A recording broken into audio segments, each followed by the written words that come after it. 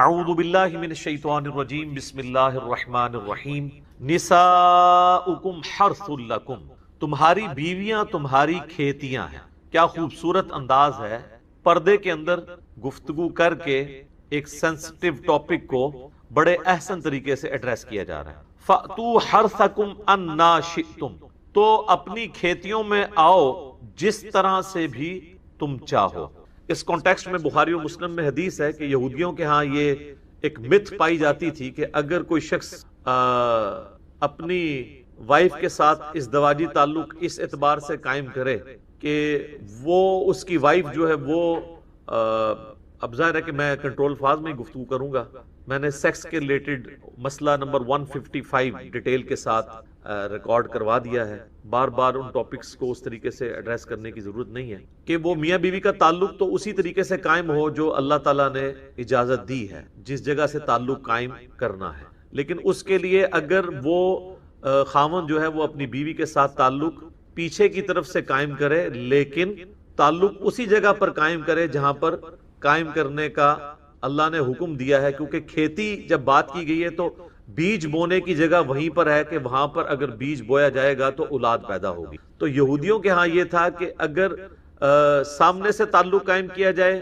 تو اولاد ٹھیک پیدا ہوتی ہے، اور اگر دوسری طرف سے تعلق قائم کیا جائے لیکن کیا سامنے والی ہی جگہ پر کیا جائے تو اولاد جو ہے وہ بھینگی پیدا ہوتی ہے۔ تو اس مت کو توڑا گیا کہ ایسی کوئی بات نہیں ہے، تمہاری بیویاں تمہاری کھیتیاں ہیں، تو کھیتی میں جو بونے کی جگہ ہے وہاں پر چاہے آگے سے آؤ چاہے پیچھے سے۔ اس سے مراد یہ نہیں ہے کہ وہ غیر فطری تعلق قائم کیا جائے، جو مرد کا مرد کے ساتھ تعلق قائم کرنے کو عموماً ہم قوم لوط کا عمل کہتے ہیں یا عمل لواطت بھی کہہ دیتے ہیں بعض لوگ، تو وہ نہ بیوی کے ساتھ جائز ہے نہ کسی اور کے ساتھ۔ وہ تو جامع ترمذی میں حدیث ہے کہ ایسے مرد کے اوپر لعنت ہے جو اپنی بیوی کے ساتھ بھی ایسا تعلق قائم کرے، اور مرد کے ساتھ کرے اس پہ بھی اللہ کی لعنت ہے، باقاعدہ اس کی سزائیں شریعت کے اندر آئی ہیں۔ اس پہ میں الگ سے ایک ریکارڈنگ کروا چکا ہوں، بچوں کے ساتھ زیادتی والا ایشو، اس کے اوپر آپ دیکھ لیں، میں نے ڈیٹیل سے احادیث بیان کی، آج میں اس تفصیل میں نہیں جاؤں گا چونکہ آلریڈی اس طرح کے سینسٹیو ٹاپکس میں کور کر چکا ہوں، لہٰذا بار بار ان ٹاپکس کو انڈر ڈسکشن لایا جائے تو پھر ذرا معاملہ ڈیفرنٹ ہو جائے۔ اسی طریقے سے جامع ترمذی میں حدیث ہے کہ جو اپنی بیوی کے ساتھ قوم لوط والا عمل کرتا ہے تو وہ نبی علیہ السلام کی شریعت کا ہی انکار کرتا ہے، نعوذ باللہ۔ اس قسم کی کئی ایک وعیدیں ہیں، کئی احادیث۔ اب جو میاں بیوی کا جو تعلق ہے، اس کے بعد اس کا مقصد بیان کیا جا رہا ہے، وہ کیا ہے؟ وَقَدِّمُوا لِأَنفُسِكُمْ، اور اپنے بھلائی کے لیے جو معاملات ہیں ان کو آگے بھیجو، یعنی میاں بیوی کے تعلق قائم ہونے سے اللہ تعالیٰ اولاد دے گا، اور مقصد نکاح کا اولاد کا حصول ہے، اور یہ اللہ تعالیٰ کے حضور تمہارے لیے ظاہر ہے کہ ایک صدقہ جاریہ ہے اگر اولاد نیک کام کرے گی تو۔ اس لیے تو ہمیں دعا سکھائی گئی ہے نا، ربنا ھب لنا من ازواجنا وذریاتنا قرۃ اعین وجعلنا للمتقین اماما، سورۃ الفرقان کے اندر۔ اے اللہ ہماری بیویوں اور ہماری اولاد کے اندر ہماری آنکھوں ٹھنڈک بنا اور ہمیں پرہیزگار لوگوں کا امام بنا، یعنی ہماری آنے والی نسلیں بھی دین پر چلیں، ہم ان کے آباء و اجداد کہلائیں، کیونکہ وہ صدقہ جاریہ ہے۔ صحیح مسلم میں حدیث ہے کہ مردے کو 3 عمل کا ثواب ملتا۔ نمبر 1 صدقہ جاریہ، جو اس نے اپنی زندگی میں ایسا کام کیا کہ اس کے بعد بھی وہ چل رہا ہے، کسی نے کنواں کھدوا دیا تھا، اس کے مرنے کے بعد بھی لوگ اس سے پانی پی سے ثواب ملے، تو یہ لاجیکل ہے۔ نمبر 2 علم کی بات، کسی نے کسی کو علم دین سکھایا تھا اور مرنے کے بعد وہ اس علم پر عمل کرتا ہے یا لوگوں کو سکھاتا ہے، یا اپنی زندگی میں کوئی ایسی کنٹریبیوشن اس نے دے دی تھی، جیسے کہ امام بخاری امام مسلم نے کتابیں لکھ کے ہمارے حوالے کی، اب ان کو فوت ہوئے آلموسٹ 1200 سال ہو چکے، لیکن ان کے نامہ اعمال میں اس نیکی کا ثواب مل۔ اسی طریقے سے ہماری ویڈیوز ریکارڈ ہو رہی ہیں، اس کا تعلق ہماری زندگی یا موت کے ساتھ نہیں ہے، جب تک یہ چیزیں دیکھی جا رہی ہوں گی وہ نامہ اعمال میں آٹومیٹیکلی ثواب آئے گا، کیونکہ یہ ایفرٹ ہے اس بندے کی، خود اپنی ایفرٹ۔ اور تیسرا فرمایا نیک اولاد جو اس کے لیے دعا کر، بلکہ نیک اولاد جو اعمال کرتی ہے اس کا بھی آٹومیٹیکلی ثواب ماں باپ کو ملتا ہے، کیونکہ وہ اس کی انویسٹمنٹ ہوتی ہے۔ سنن ابن ماجہ میں حدیث ہے کہ ایک شخص کا یعنی اللہ کے حضور وہ پیش ہوتا ہے مرنے کے بعد، تو اس کے درجات بلند کیے جاتے ہیں، تو وہ پوچھتا ہے کہ یہ تو میرا عمل نہیں تھا، تو اللہ تعالیٰ اس سے فرماتا ہے کہ تیرے بیٹے نے تیرے لیے استغفار کیا، اس کی وجہ سے اللہ نے تجھے تیرا یہ مرتبہ بلند کر۔ تو یہ ایک فیض اس حوالے سے پہنچتا ہے، یہ ایک پورا ڈیٹیل ٹاپک ہے، میں نے اس کے اوپر مسئلہ نمبر 74 اصالہ ثواب کے اوپر ریکارڈ کروا دیا ہے، آلموسٹ 2 گھنٹے کا۔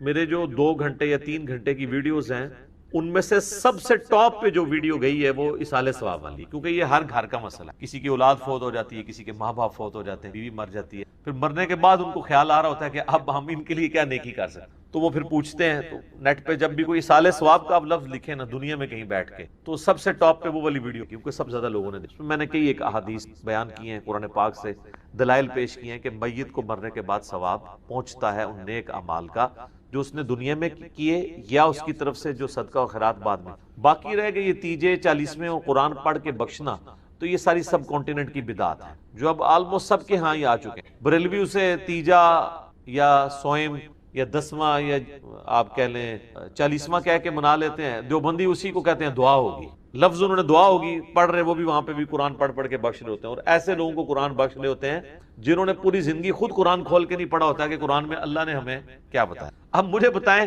آپ لوگوں کا کیا پوری امت بیٹھ کے ایک ایسے بندے پہ قرآن پڑھتی ہے جس نے اپنی زندگی کے اندر اللہ کو اتنا بھی سیریس نہیں لیا کہ وہ قرآن کھول کے پڑھے کہ اللہ نے میرے لیے کیا حکم نازل کیا ہے. تو آپ لوگوں کا قرآن پڑھنا یہ دھونس کے ساتھ مرے ہوئے بندے کو بخشوا سکتے؟ Not at all. ویسے اگر اولاد اس کی قرآن پڑھ رہی ہے، وہ خود بھی جو قرآن پڑھ رہی ہے، نمازیں پڑھ رہی ہے، اس کا ثواب اس کے ماں باپ کو پہنچ رہا ہے، وہ ایک الگ سے. لیکن اللہ کے اوپر کسی کی دھونس نہیں ہے، یہ ذہن میں رکھیے. ویسے تو ہمیں پڑھایا جاتا ہے جی وہ اللہ تعالیٰ تو چھوٹی سی بات پہ بھی بخشتے ہیں. وہ جی ایک بدکار عورت تھی، بخاری مسلم میں آتا ہے، اس نے ایک پیاسے کتے کو اپنے موزے میں پانی پلا دیا تھا کنویں سے نکال کے. اللہ نے اسی. اچھا اب آپ اس حدیث کو بیان کر کے آپ یہ سمجھتے ہیں کہ نبی علیہ السلام نے آپ کو اس سے نعوذ باللہ یہ تعلیم دی ہے کہ جو بدکاری کا اڈا چلا رہا ہے وہ چلاتا رہے، بس کبھی کبھار غریبوں کے اوپر یا کتوں کے اوپر کچھ خرچ کر دیا کرے. اگر آپ یہ چیز سکھانا چاہ رہے ہیں تو کتنا خطرناک کھیل کھیل. یہ تو کسی کی جرت بھی نہیں ہوگی، کسی بڑے سے بڑے گنہگار شخص کی بھی جرت نہیں ہوگی کہ وہ رسول اللہ پہ جھوٹ باندھے کہ آپ علیہ السلام یہ ترغیب دلا رہے ہیں، کیونکہ پورا قرآن جو ہے وہ اس کے خلاف کھڑا ہے، احادیث اس کے خلاف کھڑی ہیں. لا تقربوا الزنا، زنا کے قریب بھی نہیں جانا، کرنے کی تو بات بڑی دور. یہ نبی علیہ السلام نے صرف اس لیے باتیں بیان کی ہیں تاکہ کوئی شخص اللہ تعالیٰ کی طرف سے آنے والی وعیدوں پہ اس قدر جو ہے پیسمسٹک اپروچ نہ اڈاپٹ کر لے کہ وہ بالکل مایوس ہو جائے. جو قرآن میں کہا گیا لا تقنطوا من رحمت اللہ، تو یہ ایک ہی واقعہ ہے نا، یہ تو نہیں ہے کہ ہزاروں واقعات رپورٹ ہوئے ہیں. اچھا اس کے برعکس بھی واقعات موجود ہیں، وہ کوئی کوٹ نہیں کرتا. وہ بھی بخاری اور مسلم دونوں میں ہے کہ ایک بڑی نیک عورت تھی، اس نے ایک بلی کو قید کر دیا، وہ بھوکی پیاسی مر گئی. تو نبی صلی اللہ علیہ وآلہ وسلم نے فرمایا اگرچہ وہ نیک عورت تھی لیکن ایک بلی کے ساتھ یہ ظلم کرنے کی وجہ سے وہ جہنم میں ہے. تو اللہ تعالیٰ اگر کسی شخص کو چھوٹی سی نیکی پر بخش سکتا ہے تو چھوٹے سے گناہ پر اسے پکڑ بھی سکتا ہے. لیکن یہ بات یہ راگ نہیں لاپا جاتا کہ بھئی چھوٹے سے چھوٹے گناہ سے بھی بچو، پکڑ ہو سکتا. دوسری طرف اگر آپ یہ بیان کر دیں تو الٹا رزلٹ نکالتے ہیں. وہ کہتے ہیں اس لیے تو ہم نیکیاں کرتے نہیں ہیں، اللہ کا کیا پتا ہے وہ چھوٹی سی بات کے اوپر پھر پکڑ لے تو کرنے کی ضرورت ہی نہیں ہے. اس معاملے میں دوسری طرف چل پڑتے ہیں. تو اس کا علاج پنجابی میں ہے کہ دل بے ایمان تے حجتاں ٹیر. اگر دل میں بے ایمانی اتری ہوئی ہے تو حجت بازی، جعلی دلیلیں، لیم ایکسکیوزز آپ کے پاس بہت ہیں. اور اگر آپ واقعی یہ یقین رکھتے ہیں کہ مر کے اللہ کو منہ دکھانا ہے، پھر تو چھوٹے چھوٹے معاملات بھی آپ کے لیے واتقوا اللہ، اور ڈر جاؤ اللہ سے، واعلموا، اور جان لو، انکم ملاقوہ، کہ بے شک تم نے مرنے کے بعد اس سے ملاقات کرنی. وبشر المؤمن، اور خوشخبری اے نبی علیہ السلام دے دیجئے اہل ایمان کو. مرنے کے بعد ملاقات ہونی ہے، اور خوشخبری کس کے لیے ہے؟ اہل ایمان کے. بے ایمانوں کے لیے خوشخبری نہیں ہے، ان کے لیے عذاب. تو یہ ہے اصل تلوار جو لٹک رہی ہے کہ تمہیں اپنے رب سے ملنا ہے. اگر رب سے نہ ملنا ہو، accountability of the day of judgement, قیامت کے دن کی جواب دہی نہ ہو، پھر آپ اپنی مرضی کی. دیکھیں اگر ہمیں موت نہ آئے، ہمیں تکلیف نہ آئے، یہ دو چیزیں نہ ہو تو اللہ آپ کی ضرورت ہی نہیں رہتا. اللہ ہماری ضرورت کیوں ہے؟ ہمیں تکلیف آتی ہے جو ہم دور نہیں کر سکتے، اللہ کی طرف رجوع لاتے ہیں. اور ہم نے مر جانا ہے. مرنے کا مطلب یہ ہے کہ جس نے مارا ہے اس نے زندہ کر کے پوچھنا ہے. اگر مجھے موت ہی نہ آئے، میں کسی کو جواب دے ہی نہ ہوں. آج ذرا آپ یہ انالیسس کروا لیں، اللہ کی طرف سے اگر یہ آفر دی جاتی نا کہ بھئی جو نیک اعمال کرے گا اسے جنت ملے گی اور جو برے اعمال کرے گا اسے جہنم نہیں ملے گی، صرف یہ ہے کہ جنت سے محروم کر دیا. تو میں دیکھتا ہوں جناب کتنے لوگ نماز پڑھتے. یہ اسی طریقے سے جس طرح ہمارے ٹی وی پہ آ کے کہ یہ ایک اینکرز، کہ یہ ایک پولیٹیشنز، اداروں کے لوگ بڑے فخر سے کہہ رہے ہوتے ہیں ہم تو ملک و قوم کی خدمت کر رہے ہیں. ایک دن ان کو کہنا آپ کہ بھئی آندہ سے آپ سے خدمت ہی لیں گے، تنخواہ بند، پلاٹ ملنے بند، تو یہ ساری محب الوطنی جو ہے نا وہ وومٹنگ ہو کے باہر آ جائے گی. کیوں؟ یہ صرف لبادہ اڑا ہوا ہے. چھوٹے چھوٹے پرکس ان سے لے لیے جائیں نا تو یہ کہتے ہیں میں استعفیٰ دے دوں گا. ہم نے تو ان اداروں میں سارا آبزرو کیا، پرانی گاڑی دے دی ہے تو میں چھوڑ کے جا رہا ہوں، یہ حالت ہوتی. اور ویسے آپ تقریریں کرائیں تو حب الوطنی کے لیکچر سن، کچھ بھی ادھر بھی جو لوگ کہہ رہے ہیں نا وہ جو نماز نہیں پڑھ رہا ہوتا نا وہ بھی کہہ رہا ہوتا ہے اور جی سیدھے اللہ کی نماز پڑھنی ہے، کوئی مولوی نہیں پڑھنی ہے، وہ بھی بڑے فخر سے بتا رہا ہوتا ہے کہ بھئی میں تو اللہ کی نماز پڑھتا ہوں، ٹھیک ہے، اللہ نے ساڑی نمازاں نہیں چاہیے دی ہیں، اللہ کی اتنی بڑی ہستی بخش دے گا۔ یہ سارے جو جاہل ہیں وہ اس قسم کے ایکسکیوزز پیش کر رہے ہیں کیونکہ انہیں اللہ کا تعارف نہیں ہوتا۔ اس کا تو مطلب ہے کہ اللہ نے کتابیں ویسے ہی بھیج دی، پیغمبر ویسے ہی بھیج دیے، کچھ بھی نہیں ہونا تھا۔ تو آج اگر اللہ کی طرف سے یہ اناؤنسمنٹ ہوتی نا قرآن میں کہ جو نیک اعمال کرے اسے جنت، جو نہ کرے اسے جہنم میں نہیں ڈالا جائے گا، صرف جنت سے محروم کیا جائے گا، سارے کہتے ہیں جناب کوئی ضرورت ہی نہیں کرنے دی، اسی لائف کو انجوائے کرو۔ یہ جو تلوار لٹکی ہوئی ہے نا ملاقات کی، یہ ہے اصل تلوار جس کی وجہ سے انسان جو ہے وہ پھر آمادہ ہو جاتا ہے اللہ کی طرف۔ تو اس میں یہ چیز امپلائیڈ ہے کہ پھر یہ جو جنت کی لالچ ہے اور جہنم کا خوف، یہ ہمارے ایمان کا حصہ ہے۔ سورہ سجدہ میں ہے کہ اللہ کے بندے جو ہیں اس خوف اور طمع، لالچ کی وجہ سے اس کو پکارتے ہیں۔ یہ کوئی عیب نہیں ہے کیونکہ جنت کی لالچ کس نے دی ہے؟ شیطان نہیں، اللہ نے۔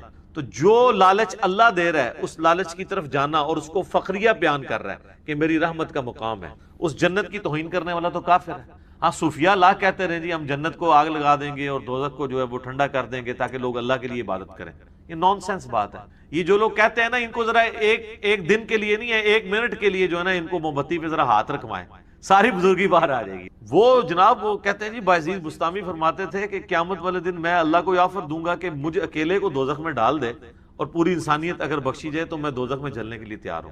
آپ ذرا اندازہ کریں، ان لوگوں کو پتہ ہی نہیں کہ دوزخ چیز کیا ہے۔ یہ بات تو کبھی کسی پیغمبر نے نہیں کی ہے، وہ بھی ڈرتے رہتے ہیں۔ اللہ کہتا ہے کہ جو جہنم پہ ایمان لانے والے لوگ ہیں وہ تو ہر وقت ڈرتے رہتے ہیں، اور جو ایمان نہیں لانے والے ہیں وہ کہتے ہیں کب آئے گی کب آئے گی۔ سورہ شورا کے اندر سورۃ النساء کی آیت نمبر 130 130 یہ بھی ایک کرٹیکل آیت ہے، اور یہ اسلام کی خوبصورتی ہے کہ اسلام نے جہاں پر میاں بیوی کے بانڈ کو اتنی اہمیت دی ہے کہ آخری درجے تک اوائڈ کیا ہے کہ میاں بیوی کے درمیان طلاق نہ ہو، لیکن ایک راستہ کھول دیے کہ بعض اوقات ناگزیر ہو جاتا ہے طلاق والا معاملہ۔ تو اس کے بارے میں اللہ تعالیٰ نے فرمایا وَإِن يَتَفَرَّقَا، اگر میاں بیوی دونوں جدا ہو جائیں کنسنسس کے ساتھ، وہ یہ طے کر لے کہ اب ہم ایک دوسرے کے ساتھ گزارا نہیں کر سکتے، یغنی اللہ کلا من سعتہ، تو اللہ تعالیٰ سب کو جو ہے وہ وسیع بخشش سے ان کے لیے کوئی راستہ نکال دے گا۔ وَكَانَ اللَّهُ وَاسِعًا حَكِيمًا، اور اللہ تعالیٰ وسعت والا ہے اور حکمت والا ہے۔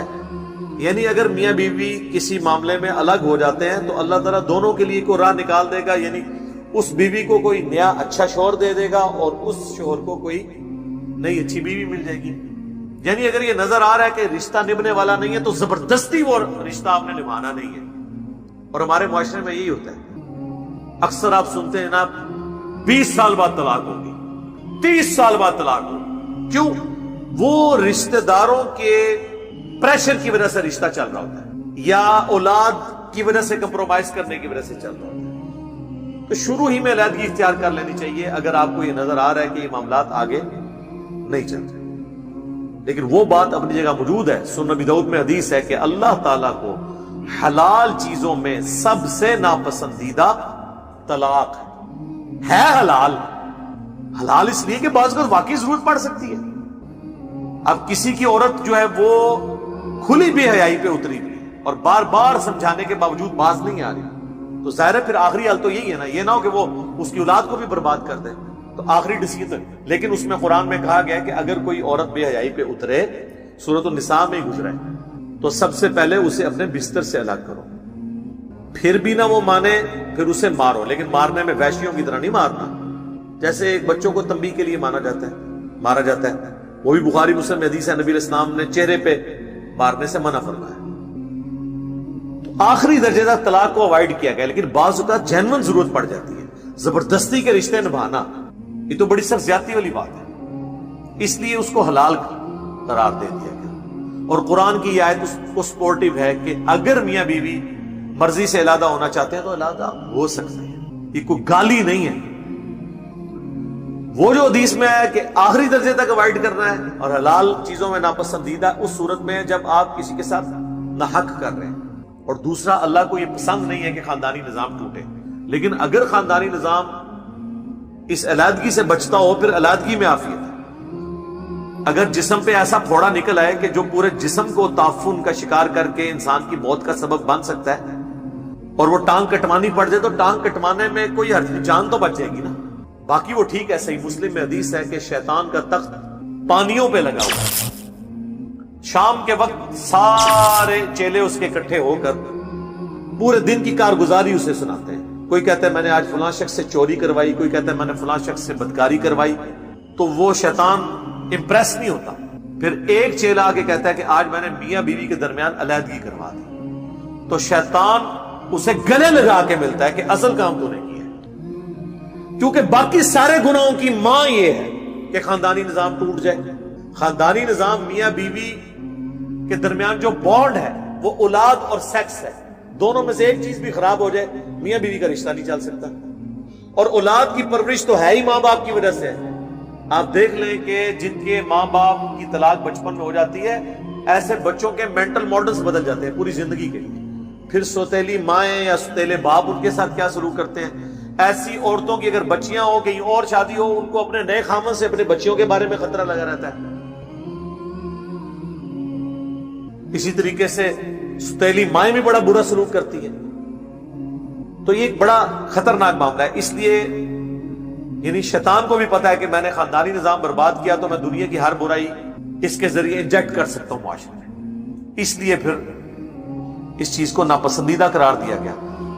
حتیٰ کہ جامعہ ترمذی میں حدیث ہے کہ جو عورت بغیر کسی وجہ کے اپنے خامن سے طلاق لے گی، قیامت والے دن وہ جنت کی خوشبو بھی نہیں پائے گی۔ البتہ وہ طلاق لے سکتی ہے، خلا لے سکتی ہے، یہ اس کا حق ہے، دنیا میں اسٹیبلش ہو جائے گا۔ لیکن اگر اس نے بغیر وجہ کے لیا تو جان بوجھ کے ظاہر ہے کہ اس نے ایک لٹکتا ہوا چھوڑ دیا نا پورا خاندان۔ اور یہ اللہ کا شکر ہے ہمارے معاشرے میں کافی حد تک کنٹرول ہے۔ ابھی یہ کچھ میڈیا کی وجہ سے طلاقیں بڑھنا شروع ہوئی ہیں، ادروائز سب کانٹیننٹ کا معاشرہ اللہ کے فضل سے یعنی عورتیں آخری درجے تک کمپرومائز کر کے خامدوں کے ساتھ چلتی ہیں، آخری درجے تک اخلاص کے ساتھ۔ یہ جو آپ کو کچھ 2-4 واقعات میں بتا رہے ہوتے ہیں نا ٹی وی پہ یا سوشل میڈیا پہ، 22 کروڑ کی آبادی میں اگر 2-4 واقعات رپورٹ ہو جائے تو کوئی اتنی بڑی بات نہیں ہے کہ جی معاشرے میں یہی ہو رہا ہے۔ اس طرح نہیں ہو رہا ہوتا، چند ایک واقعات ہوتے ہیں، اوورآل معاملات درست ہوتے ہیں۔ بس اس کا سائملٹینیس کنٹراسٹ ہے کہ اگر کسی مرد نے بھی کسی عورت کو ناحق طلاق دی تو اس کے اوپر بھی یہ وعید فٹ ہو۔ صحیح مسلم میں حدیث ہے کہ کوئی شخص اپنی بیوی سے بغض نہ رکھے، اگر تمہیں اس کی کچھ عادتیں ناپسندیدہ ہیں تو اس کی کچھ عادتیں اچھی بھی ہوں۔ میں سمجھتا ہوں کہ دنیا کی ہر عورت میں جو بیوی ہے ایک عادت ایسی ہے جو مردوں میں بڑی کم ہوتی ہے، اور وہ یہ ہے کہ عورت کا غصہ بڑی جلدی ٹھنڈا ہو جاتا ہے۔ سیفٹی والو ہے اللہ نے اس کے اندر رکھا۔ اس ٹائم تو لگ رہا ہوتا ہے کہ اگر اس کو طلاق کا اختیار ہو تو مجھے آج ہی فارغ کر دے، لیکن کچھ عرصے کے بعد وہ بالکل ٹھیک ہو جاتی ہے۔ یہ اس کی نیچر ہے۔ یہ اتنی بڑی خوبی ہے جو مرد کے اندر بہت کم پائی جاتی ہے۔ مرد اپنے صبر کی وجہ سے معاملات کو لے کے چلتا ہے، لیکن عورت جو ہے وہ اتنی جذباتی نیچر کی ہے کہ وہ تو اس وقت فوراً کر گزرے، اس لیے اللہ تعالیٰ نے طلاق کا حق مرد کو دیا، ادروائز تو روزانہ طلاق ہو جائے۔ لیکن دوسری طرف آپ دیکھیں مرد اپنے دل کے اندر پرانی باتیں بھی غصہ رکھتا ہے، لیکن عورت وہ چیزوں کو وقت کے ساتھ بھلا دیتی۔ اب کوئی پھپے کٹنی عورت ہے نا، اس کا تو علاج نہیں ہے۔ آپ کہہ رہے ہیں یہ فلانی جڑی ہے وہ تو توبہ تو وہ تو واقعی وہ تو پھر 1000 مرد پہ بھی بھاری ہوتی ہیں ایسی عورتیں، لیکن زیادہ تر ایسا نہیں ہوتا۔ زیادہ تر عورتیں اپنے خامدوں کے ساتھ مخلص ہوتی ہیں اور کمپرومائز کرتی ہیں۔ تو اس لیے اللہ تبارک و تعالیٰ نے یعنی عورتوں کے ساتھ بغض رکھنے سے منع فرمایا۔ نبی صلی اللہ علیہ وسلم فرما رہے ہیں کہ اگر آتے کچھ ہوں گی ان کی بری تو اچھی بھی ہوں گی، ان کو یاد کر لو۔ بخاری مسلم دونوں میں حدیث ہے کہ عورت کے ساتھ اپنی بیوی کے ساتھ ہمیشہ خیر و بھلائی سے پیش آتے رہو۔ تو جی کیٹاگوریکل حکم ہے، اور اسے سیدھا کرنے کی کوشش نہ کرو۔ یہ آدم کی ٹیڑھی پسلی سے پیدا ہوئی ہے، اسے اگر سیدھا کرنے کی کوشش کرو گے تو توڑ بیٹھو گے، اور اسے توڑنا اسے طلاق دینا ہے، اس سے نفع حاصل، اور ہمیشہ خیر و بھلائی سے پیش آتے رہو، پازیٹیو اینڈ پہ کھڑے رہو۔ حتیٰ کہ بخاری اور مسلم میں ایک اور حدیث ہے، اللہ کے محبوب صلی اللہ علیہ وآلہ وسلم نے فرمایا میں نے اپنی امت کی عورتوں کو کثرت کے ساتھ جہنم میں دیکھا ہے۔ صحابہ نے پوچھا کیوں؟ فرمایا اپنے خامدوں کی ناشکری کرنے کی وجہ سے۔ پھر حضور نے فرمایا کہ یہ یہاں تک ناشکری کرتی ہیں کہ اگر ان کا خاوند پوری زندگی ان کے ساتھ خیر و بلائی کرتا رہے اور کبھی کوئی ناگوار چیز خاوند سے انہیں پہنچے تو یہ کہتی ہیں کہ جب سے تیرے عقد میں آئی ہوں میں نے خیر کا ایک دن بھی نہیں دیکھا. یہ حدیث بخاری مسلم دونوں میں. تو سر یہ حدیثیں اگر آپ کو پتا ہو نا تو آپ کو بیویوں کی حرکتوں کے اوپر غصہ نہیں آئے گا, ہنسی آئے گی کہ بالکل حضور نے بھی یہی کہا تھا. ہوتا ہے, ہم تو اللہ کے فضل سے کئی دفعہ اس تجربے سے گزرے ہیں, ٹھیک ہے, تو سب لوگ گزرتے ہیں. تو پھر جب کوئی اس طرح بیوی کسی کے ساتھ کر رہی ہو نا تو اس کو چاہیے وہ کہ صدق رسول اللہ, یا رسول اللہ آپ نے سچ کہا تھا. ایسے ہی ہوتا ہے, لیکن یہ وقتی طور پہ ہوتا ہے.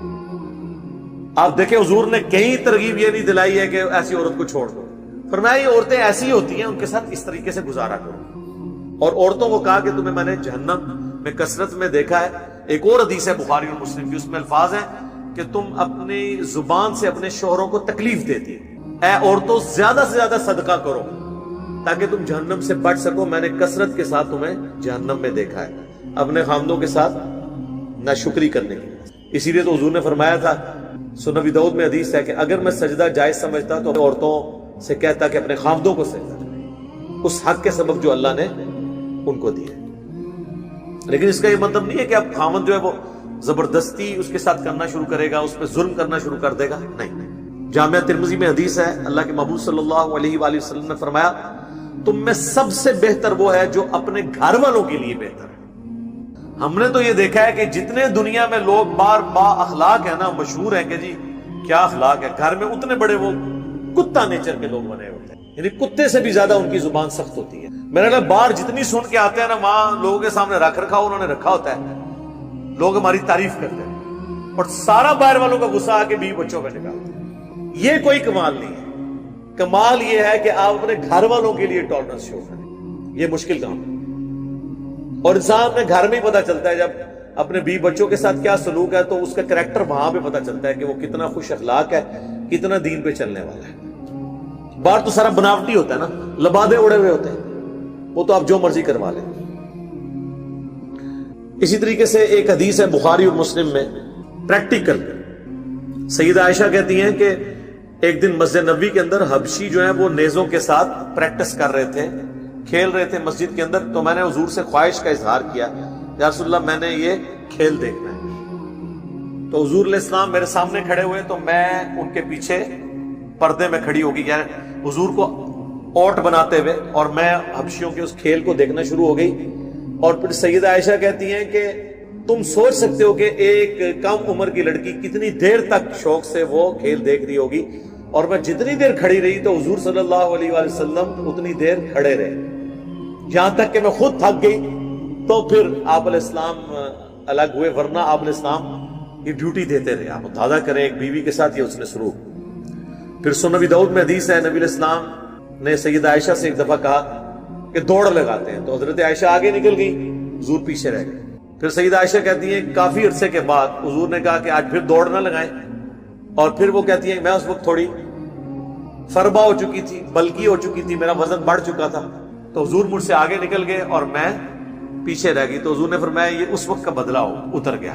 اس وقت بھی حضور کی شفقت ہی تھی, حضور سے آگے کون نکل سکتا تھا صلی اللہ علیہ وآلہ وسلم. اس سے آپ اندازہ لگائیں کہ نبی علیہ السلام یعنی 50-60 سال کی عمر میں بھی کتنے ایکٹیو اور کتنا اپنے وزن کو کنٹرول کیا ہوا تھا. لیکن مولویوں کو آپ دیکھیں ان کی توندیں, ان سے پوچھیں یہ تم لوگوں نے داڑھی میں اور پگڑی میں تو حضور کی سنت میں عمل کیا ہوا ہے, یہ پیٹ کس کی سنت ہے؟ بنو امیہ کی.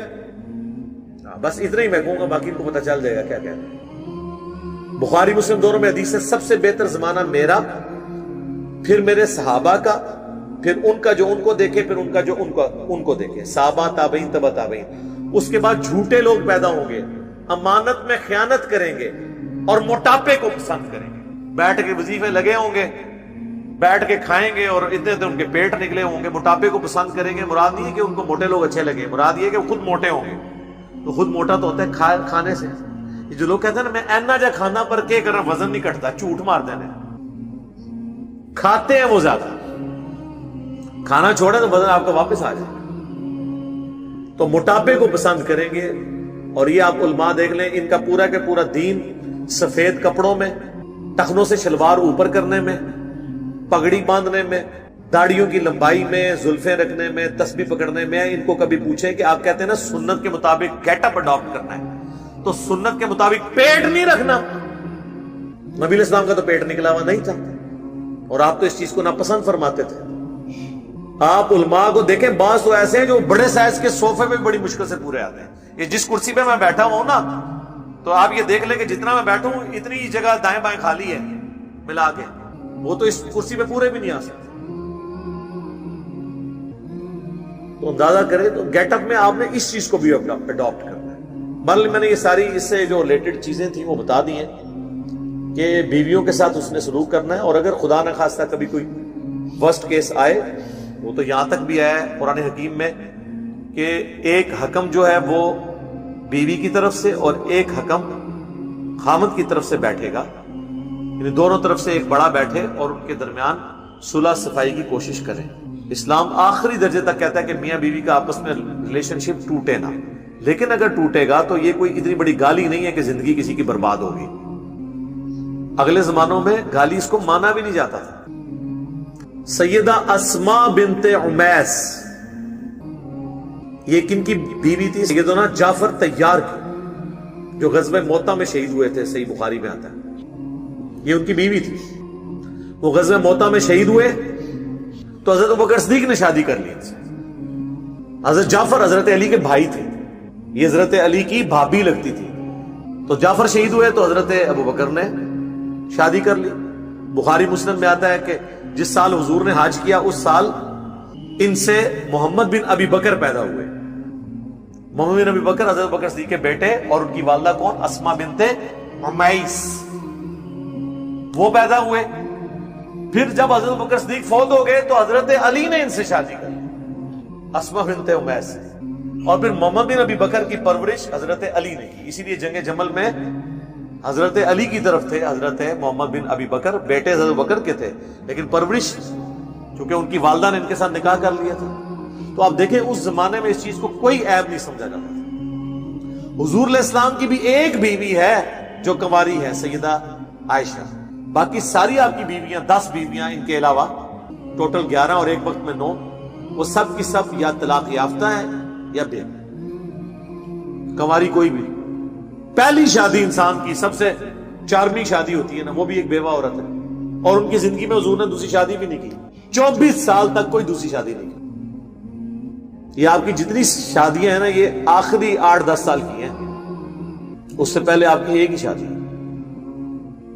تو اللہ تبارک و تعالیٰ نے خاندانی نظام کو مضبوط کرنے کے لیے اس چیز کے اوپر زور دیا کہ طلاق نہ ہو، لیکن اگر ہو جاتی ہے تو پھر خوش اسلوبی کے ساتھ معاملات کو لے کے چلیں، اللہ تعالیٰ کوئی بہتر راہ نکال دے گا۔ کسی کو سپورٹیو حدیث ہے صحیح مسلم میں، ام سلمہ سلام اللہ علیہا کہتی ہیں کہ جب ابو سلمہ میرے خامن فوت ہوئے تو میں بڑی دکھی تھی، لیکن حضور نے ایک دعا سکھائی تھی، وہ میں نے پڑھ لی، انا للہ و انا الیہ راجعون۔ یہ تو سورۃ البقرہ میں بھی حصہ آتا ہے۔